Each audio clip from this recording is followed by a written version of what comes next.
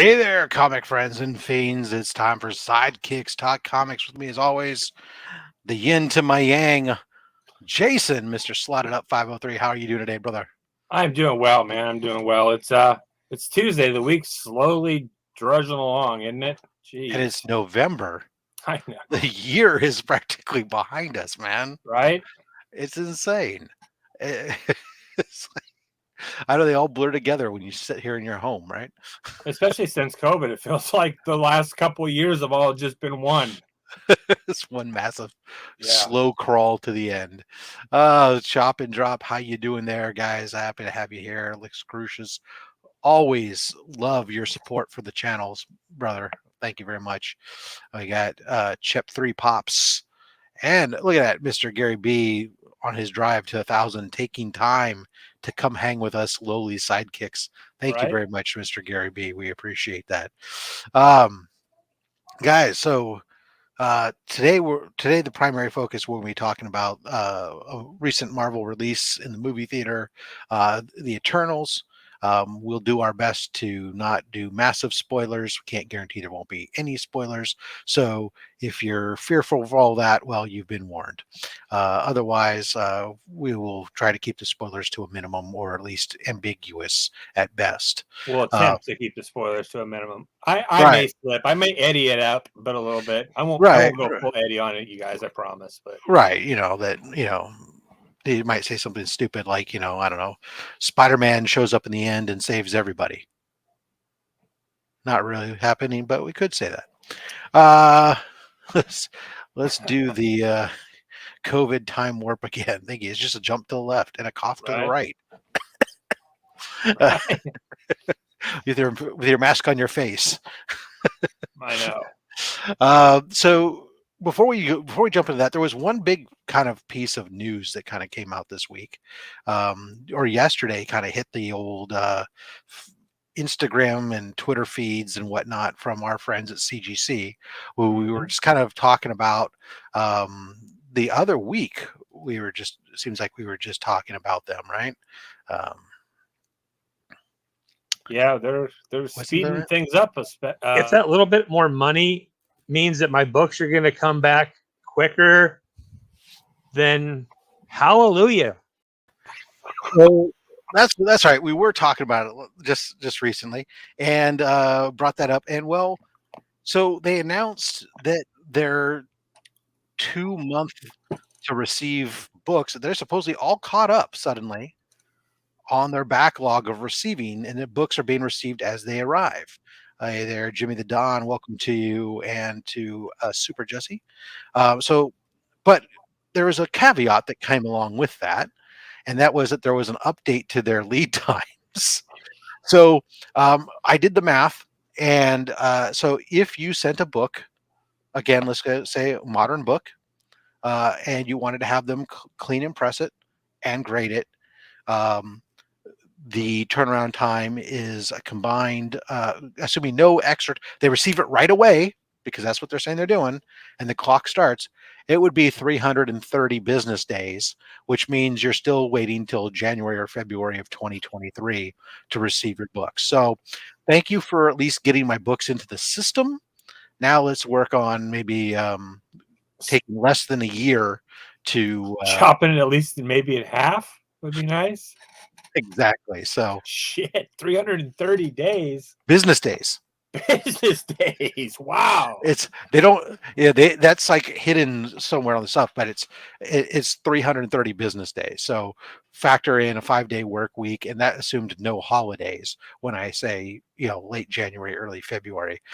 So anyways, Yeah. CGC is still doing CGC stuff, but we all still will keep sending books. So there we There go. you go.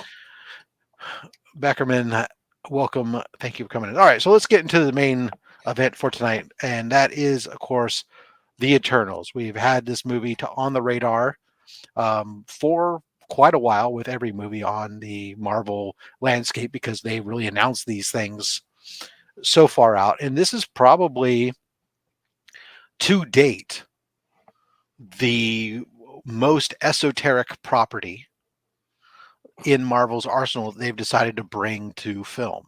more so than Guardians of the Galaxy, more so than bringing Ant-Man, or some of this other stuff. That the Eternals really was a niche, Jack Kirby special, but it was kind of a niche. A lot of people, myself included, have never read. Have you ever read the Eternals going into this? No, I did not, and I knew that Thanos was an Eternal, and that's really all I knew of the Eternals. And going into the movie, I did a little research, about the Eternals to kind of have an idea what I was going into. But no, I never actually read any of the Eternals comics, Right. ever, So, really. so Thanos was a Eternal that had deviant DNA, apparently, and that's why he looked different than all the rest of these Eternals. That, and of course, my wife was quick to tell me that the Eternals are, the Celestials are responsible for the X gene showing up on Earth. Huh? So they're responsible for the X-Men, huh? So that might lead into our question later on when we talk about where do we think we're going with all this, right? Big spoiler alert there. But so we had this movie that introduced a whole slate of characters for us, right? So we had and some of them you and I both talked about it beforehand. Some of them had some very if you think of Justice League-esque characteristics to them. They had Wonder Woman, right? Basically, they had Athena. Basically, that's the Wonder Woman. They had the Flash. They had Superman. I mean, technically, Martian Manhunter could be what's his face with the mind control, right? I mean, it was a lot of yeah. I mean, so there's definitely you could say that analogy. Although, what I like this concept somewhat on there, and I guess it goes more in depth in the comics, is this concept that that these are they've been around for so long throughout the human evolution that they're the basis that many of these heroes, that the Gilgamesh character is not just Gilgamesh, but he's also Beowulf, that he's also the Hercules, and all these different characters kind of based on them throughout these stories based on these characters, and then Greek gods right. So, from that aspect, hey, that's what today's modern superheroes are drawn from, is from that. So, and to be honest, this DC and Marvel borrowed heavily from one another extensely, right? And with the sole intent of potentially coming up with characters that were similar. So, but it led to some fun moments. But overall, what was your general impressions of the movie after you got done watching it? I went with my family. It was our very first trip back to the cinemas, the theaters, since COVID. That was honestly the best part about the whole movie. My thoughts at the end of it, I stayed until the last credit, which I thought was pretty cool. The last credit, I won't spoil anything, but the last credit was a pretty cool little thing. If you figure out who he is, which I had to Google, mind you, I wasn't, I didn't know who he was after that. But realistically, it wasn't what I expected. Like from the Avengers to Captain America to Thor, all these movies there's been so much more action and fighting and excitement. And this was, to me, it was like a slow burn. And it really never really developed anything for me. Like I never felt for any of the characters. I never, I don't know. Like I told you, I watched Shang-Chi prior, and most of all those characters in that movie, I felt like, wow, I felt something for those characters. There was a lot of character development throughout the movie. I didn't feel like there was any in this movie, so I don't know. It wasn't the worst movie I'd ever seen, but honestly, I literally almost fell asleep in the middle of it. That could be just old age, and it could be that I went late at night. Right, that was my joke to you when you said that. That's why I didn't go in the evening. I know nowadays too much. I'm just in those recliner chairs. There's a 50-50 shot I'm making it through without falling asleep.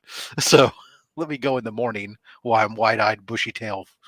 Yeah, we went at 6:30, and then it got over at like 9. So I mean that's not that late, but literally the last movie in a theater that I fell asleep in was the Titanic back in the 90s.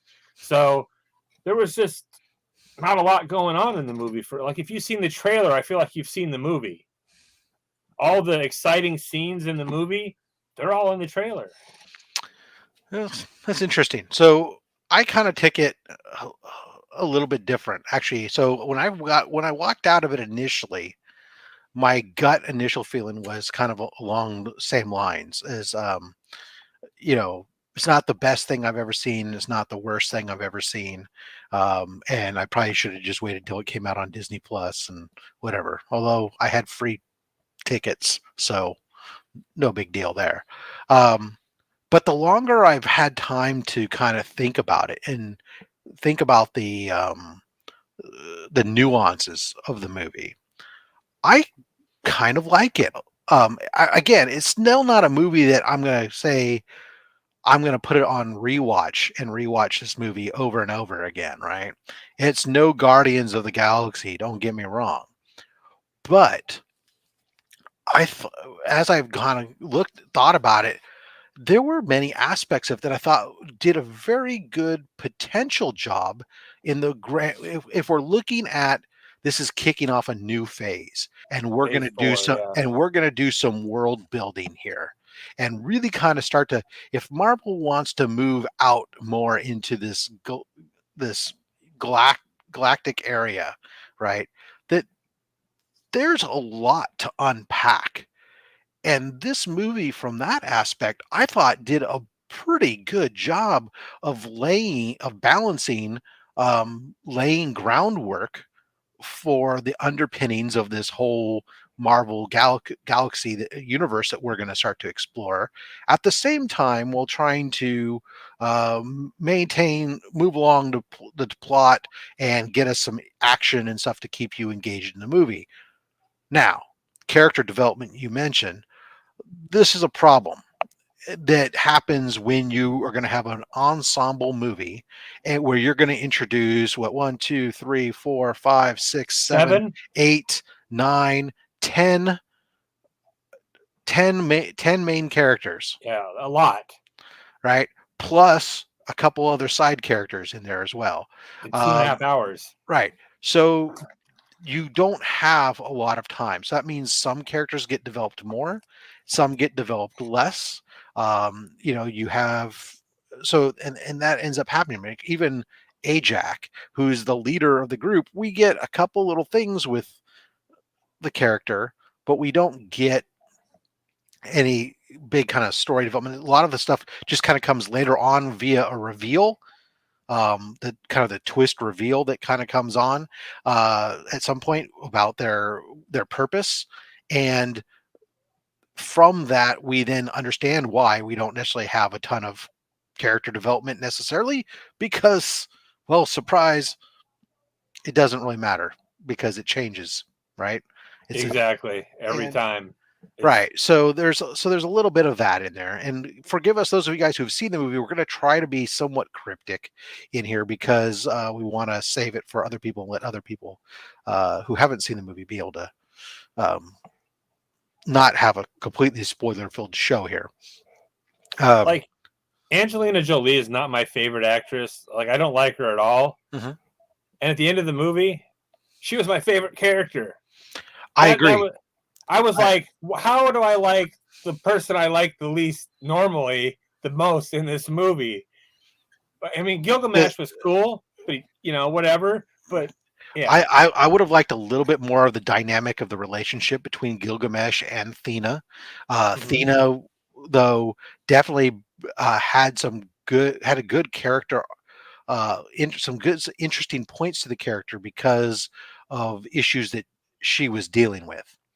That allowed the character, gave the character some interest, much like you know some of the characters were really kind of left. I mean, obviously Druig, he's there for a short bit. We learned that basically he's a jerk. Is he? is he a jerk though? Well, He he kind of acts like a jerk, but he's acting out because he doesn't get to do what he wants. Right? He's essentially being told what he to has good do. intentions, but yes, he's being spoiled. Right, but his intentions basically take away free will. Right? He basically wants to take away free will and force people to behave in a certain way, and that, of course, isn't necessarily a great thing. So but he disappears, right, pretty quick. There's a half the team that's fastest. Again, we earned some interesting things about him, but he doesn't. Until the end, he doesn't kind of show up again. He kind of disappears for a period of time. We're really pretty much focused on Circe and Icarus and Sprite, right, and then Right, Kingo and three. Kingo. And Kingo's hilarious. I mean, he's probably the funniest.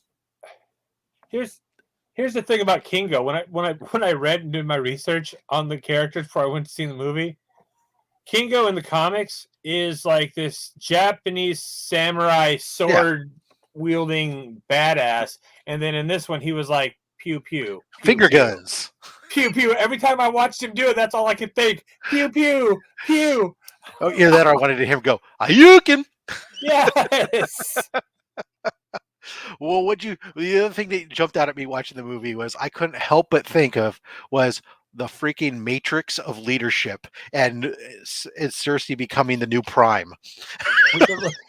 Exactly. Me too. I thought the exact same thing.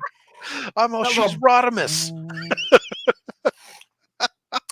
So it's like the movie. Now that I have to say this movie took different parts of all these other movies and threw it in one movie. It's like it took Transformers, it took Peter Pan, it took all these movies and said we're going to make a superhero movie out of it. And it wasn't even like the heroes. They're not even correct to the comic. A lot of them. It was a mess, but it was fun. It's an adaptation based. Well, so again, let's take and this is where I think it comes in handy, not being a slave to the comic and not being a person who's read it and entrenched and married to this, right? Yeah. Is that the changes they did for the most part, because I didn't read it until I go back and I look after the fact, I don't know.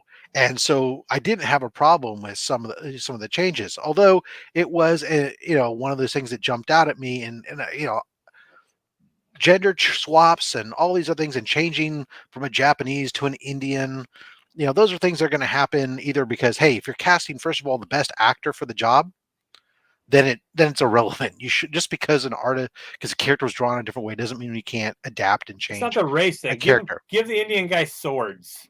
At least don't let him. Finger guns was a little silly, but yes. Hey, whatever. But but the fun part, that's all fine and dandy. It is though, kind of interesting in some of the aspects of some of the things they do. Where you start to follow into new tropes of saying, oh, okay, but we're gonna make this guy the point of contention because he's for so long always been the hero trope. So, but overall, I enjoyed the film. I think that it did some good world building, and piqued my curiosity for more, and wondering where they were going to go. It piqued my curiosity in the end credit scenes. That's where it piqued my curiosity. Like the end of the movie, whatever, Okay, so let's talk about what were, for example, give me one or two likes. What did you like about the movie other than going to the theater? I liked Gilgamesh a lot. The scene with what about Angelina? What about him? His character. The fact that he laid the smackdown on Angelina Jolie was my favorite scene in the movie. When he just said "Bam," that was the best. I was like, yes. He was good. I mean, he had a big heart. You know what I mean? He stepped up. I think between those two, they were the only two that they really, from my perspective, where they did really any character building. There was a lot of character building between those two. That dynamic there. And just at the end, where she does her thing. That was cool. That was I love that part of the movie. You know, there was or the part where the part where there was actually some action. You know, there was some pretty cool action scenes. You know, where he's fighting and with eye lasers. You know, he's no Superman by any means, Jimmy Don, but or the shot at Superman in the movie that was pretty big time. Well, let's talk about Icarus for just a second, because I thought that we talked about these kind of like analogous characters, and Icarus, even they even poke fun at in the movie that, hey, it's Superman, I don't wear a cape, I don't wear a cape, type of thing. But I thought he was a far more intriguing character simply from the fact that he wasn't all powerful. Well, he wasn't all powerful, right? Yes. So he wasn't invulnerable to everything. I mean, yes, he was one of the strongest of the group and had some very cool powers and everything else. But he wasn't. It wasn't like they couldn't control him, or they couldn't. You couldn't. He couldn't. He didn't have to. He had to work for it. Nothing was just easy peasy. Oh, let me show up and just dominate the field. And why are the rest of you guys even here? Because I can just do this by myself. Yep. Without even having to scuff my manicure. Yeah, he was a cool character. I don't know if it was a weird way he went out. At the end of the movie, the way he flew off into the sunset, basically. That was a little odd, but well, and so from my perspective, I thought one of the things I really liked about this movie was, and maybe this is what some people I think disliked, was that they got away from the idea that there's a clear-cut good versus evil here. The question actually ends up becoming, are the Eternals actually the bad guys in this whole thing? Because they're stopping the way that the Marvel Universe functions. Basically the big picture. Right. They're going against the big picture, all to save this little planet that they've fallen in love with. They've made some human connections to people, and so they decide that they're going to try to buck the system. So does that make them the bad guys? Because they actually end up putting to save this small group, prevent the birth and creation of billions more. Yeah. Which normally is a villainous trope or idea, concept. And the guy who wants to is trying to keep things going and create life and stuff, all this, he's the bad guy. So it's kind of a it's kind of that really kind of appealed to me, to kind of put that twist on it, to make you think about the movie, right? See, this is the only MCU movie I have zero interest in seeing, but I'm interested to see what he does after hearing you two put together an intriguing spin on it. Yeah, I went into this really having no desire to see it. Same. And there are essentially, there's been kind of like two schools of thoughts, I think, about this movie. If there's people who dislike this movie because they want or are expecting a more traditional superhero type movie, good versus evil, clearly defined, let's go at it, let's get to the action and save the day, versus the people who enjoy a or not, I'm not going to, let me backtrack that. I'm not going to say well-developed. I was going to say, you can't say well-developed. The people who enjoy the story, this is a complex story that's going someplace. It's laying groundwork for something. In its own, it's not tied up in this movie. Major cliffhanger at the end of the movie. Huge in fact, cliffhanger. Right? So from that aspect, if you like that type of buildup and else, then I think you'll enjoy it. Now, again, I don't think that this movie is going to fall on anybody's, I'm going to rewatch this one over and over and over again, or onto the 3 films if they're stuck on an island with only 3 films, right? It's not that movie. It's not a bad movie, and at the end of the movie, I just, I was expecting something else, so I had a lot of disappointment at the end of it. I was like, man, I was really expecting this, and it wasn't this. It was something else, and it wasn't bad by any means, but it was just different. So if you're going into this movie expecting like excitement and lots of explosions and fights and battles, good versus bad, you're not going to get any There's of little that. pockets throughout. Yes. And a lot of that has to do with some time jumps that occur here and there throughout the film. Now, some people have said they didn't care for the time jumps. I thought that they worked out well as a way to. They kind of used the time jumps every time they need to go back and tell some backstory about a character, as they were trying to do some character create development here and there, as well as at the same time give you more idea of how they fit into the lore of Earth and everything and how they've interacted throughout. So. I didn't have a major problem with it.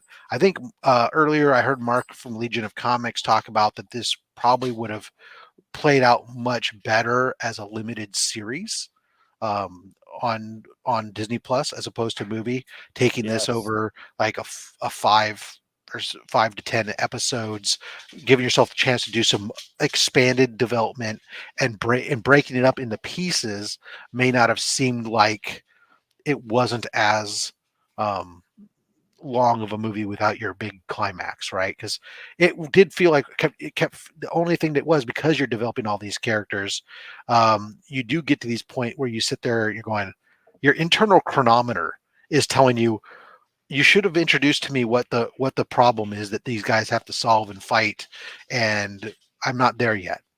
And so it just then starts to make it feel a little bit longer, because it was a long movie. It was a 2 hour and 40-minute movie, and it drug. It didn't get to the point as fast as it really needed to. And let's talk about the elephant in the room at the end of the movie. No spoilers. If your kid stabs you in the back and tries to kill you, Rob, are you going to be like, it's okay. Let's be friends later? That was the most ridiculous thing ever. Are you talking about the very final scene? Because I didn't stay for the very final. Was Sprite. Oh, that one. Yeah. Okay. Come on. In the movie. Yeah. That was, Sprite's whole thing was very odd, to be to say the least. To see, I mean, I understand. It would have been more interesting and more believable, I think, if we had gone on and explored more about Sprite's frustrations of being trapped in a child or teenager's body, as opposed to basically, I'm hanging out with Cersei and throughout this whole movie, and now all of a sudden I'm going to turn on you because I kind of like this other dude. That was silly. I got Peter Pan syndrome. I'm Tinkerbell, and as it was spelled out in the movie by Druig, or no, Kingo. Kingo spells it up. Yeah, Kingo spells out and uses the Peter Pan and Tinkerbell analogy with him, so that you kind of get it. It's supposed to explain it all, but one of the characters I like the most is actually in the very last scene there, Rob, that you didn't stay for. The boyfriend. Oh, yeah. I had read about what that end scene was roughly, and I'm an old man and who takes blood pressure medication that makes you have to go. I could go. I can sit there and go during the credit or the previews, and sometimes on those longer movies, getting all the way through the very end, it's a tough haul, and I can only dance around in my seat so much. Yeah, I just felt bad for that poor guy, because I was thinking to myself, here this guy is, regular Joe, trying to compete basically with Superman for a woman.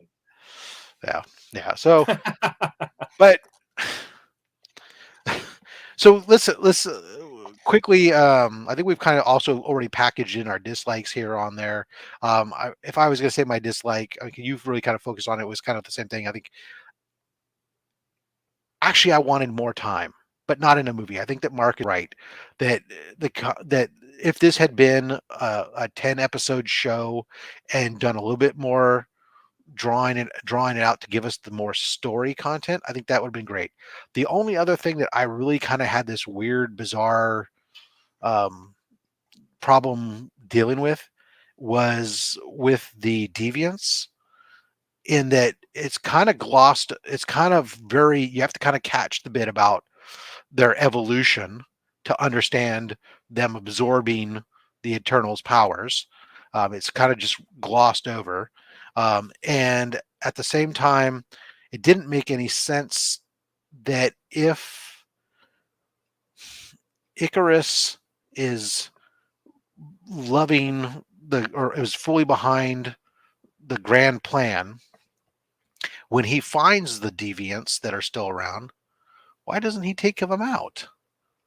Yeah, there was some plot holes for sure. I mean, there's little pieces that you can pick apart, but that's with any movie. Yeah. But I mean, Yeah. overall, Also with like the leader, right? When he threw her down, that was just really, she used the shotgun, and she's got a lot more powers than what the movie gave her, but still, I think she went out too easy. Yeah. But all right. So where we as we're hitting our overtime here on the show, where do we think this is going?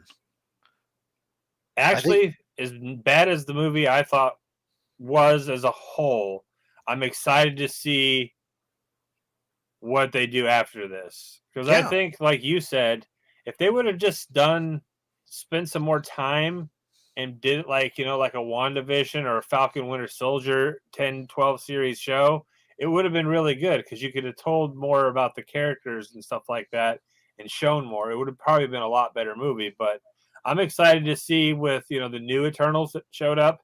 I'm excited to see, with the mystery character at the end.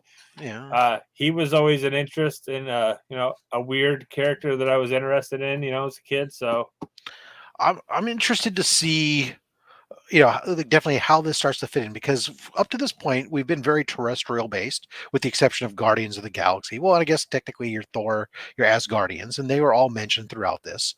And I should say that I thought they did a good job explaining why the Eternals weren't involved in, to some degree, as to why they weren't involved in any of the stuff with the snap and Endgame and everything else. Although, if there was an Eternal that was doing it all, why wouldn't the? But still, whatever.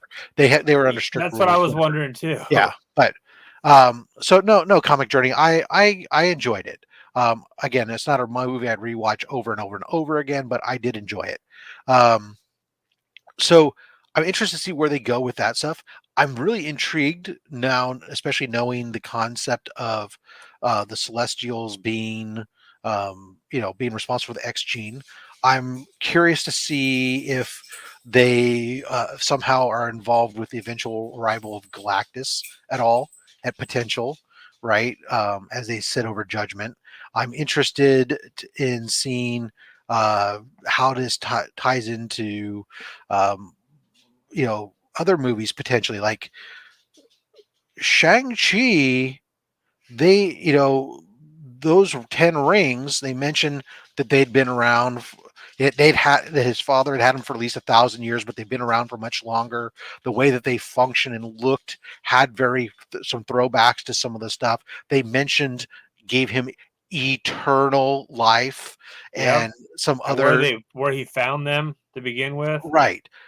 So there's certain elements in there that I'm interested to see if they utilize that to tie into some of these other movies. No. Yeah, for sure. So it left a sour taste in my mouth when I left, but after really analyzing it and thinking about it, and before the show and stuff, dude, those last couple end scenes really changed a lot, really. Yeah, I mean, I think that, again, it's a go into it knowing it's not a traditional superhero movie. Yes, it's a world builder. It's setting the stage for something, and the fun part's going to be then seeing where does it go from there, right? And how does it fit into all these other? How do the fingers branch out? Yep. If you go into it knowing that it's not your typical superhero movie, you'll enjoy it much, much more. Right. Awesome, man. Unfortunately, we're 5 minutes over on the show. And I'm trying to be cryptic without going into detail spoilers. I think we've done about all we can. We've been confused the poor people going, man, you guys haven't said a lot, but you try to say all you can without getting deep and dropping the traditional big spoilers. So thank you to all those of you guys in the chat that came in here and hung out with us. Warlord, Small Town Collectibles, Rough Loose Comics and CCG, The Cover Collector, Comic Journey. You guys were talking about Tate. Who else? Anybody else I missed? And we get Gary B. 1,000 subscriber giveaways coming up. So, Jason, what you got coming up on the horizon? Anything cool like Thursday, maybe? Thursday. I might be doing in the hot seat with the usual suspects, but I got something I might be doing. I may or may not be there. But if I am not there, still everyone you should go check out Jason Douglas. I mean, that guy is a phenomenal guy, great writer. His book is great, and he's fun to hang out with. So definitely go check that out Thursday on Gary B's channel. So I've got a box back that I've been waiting to open. I've got to make my Gary B 1,000 subscriber giveaway. I've got to make my Grow Together giveaway video. I've got a lot of stuff to do. I've just been procrastinating. Yeah, I got Thursday. I got my IRF Authentics holiday mystery box video is going to drop on Thursday, and Saturday SlabHub. Chris the Comic Vet joined me on his push for 500 subscribers. I am actually the guest once again, as I have about 25 books here from CGC and CBCS. That's what these are all stacked up here, waiting to be opened. So now we're going to do a brand new unboxing. It's almost all Silver and Golden Age books. There's like maybe 2 Copper Age books in there. That's it. Anyways, everybody, thanks for coming on out. We really appreciate you joining us. Our next show will be in December. First Tuesday, right? Of December. First Tuesday of December. I think it's December 7th. I think it is, if I'm remembering correctly. Anyways, so first and third Tuesday of the month, we appreciate you coming out as always. Until next time, collect what you want. Don't listen to either of us. We're just big men, and one of us has a big fat stack of comics. The other has a big just fat a fat opinion. Has a fat opinion, a fat stack of GI Joes. Yes. Thanks for watching.